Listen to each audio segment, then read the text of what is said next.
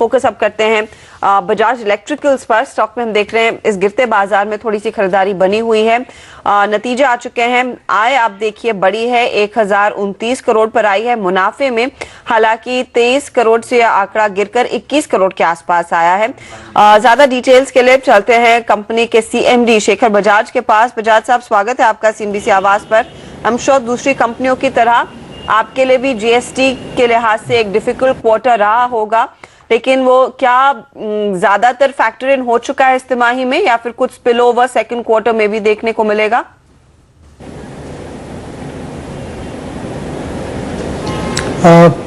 जहाँ तक कि फर्स्ट क्वार्टर है उसमें स्ट्रेटेजिकली अपने दो सेगमेंट है, एक तो सीपी जो कंज्यूमर प्रोडक्ट सेगमेंट है और दूसरा ईपीसी सेगमेंट है।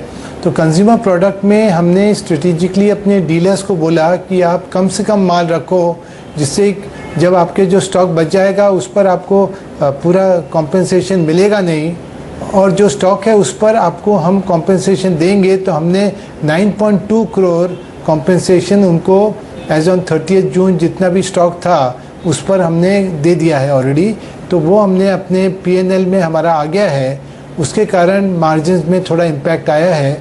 दूसरा कि कंपेयर टू लास्ट ईयर हमारा सेल करीब 74 करोड़ लोअर है इन दिस फर्स्ट क्वार्टर, क्योंकि हम बोले कि अगर आपको माल जो चाहिए वो आप जुलाई में लीजिए, अगस्त में लीजिए, आराम से लीजिए, जब चाहिए रहेगा अपने इन्वेंट्री रख के, उसमें पूरा कॉम्पेंसेशन तो मिलेगा नहीं गवर्नमेंट से, तो इसलिए हमने उसको सेल को पुश नहीं किया। तो इसलिए फर्स्ट क्वार्टर में हमारा 14.3% नेगेटिव सेल है कंज्यूमर प्रोडक्ट में, और करीब 10 करोड़ का लॉस इन मार्जिन होता है because of the loss of cell.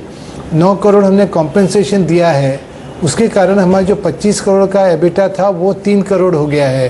22 crore का उसमें हिट आया। तो बेसिकली बिकॉज ये जीएसटी कॉम्पेंसेशन और सेल लॉस हुआ है, जो कि हमने स्ट्रेटेजिकली किया है।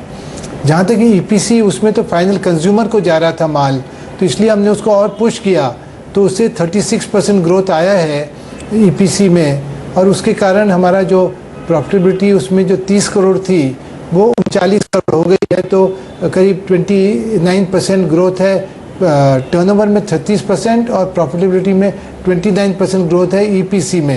एंड एज अ कंपनी हमारा लास्ट ईयर से 10% नेगेटिव ग्रोथ है टोटल मिलके, एज अ टोटल दोनों सेगमेंट मिला के। As far as coming quarter is concern, जुलाई में स्टेबलाइज होने में लगा है, अगस्त ऑनवर्ड हमारा सेल पूरा ठीक से पिकअप हो जाएगा। और जो मैंने लास्ट क्वार्टर में भी जो एक दिया था कि हमको 4,300 से हम 5,000 करोड़ पहुंचेंगे, तो वो अभी भी वो जो गाइडेंस है वो अभी भी बेकरार है, वो हम करने की कोशिश कर रहे हैं।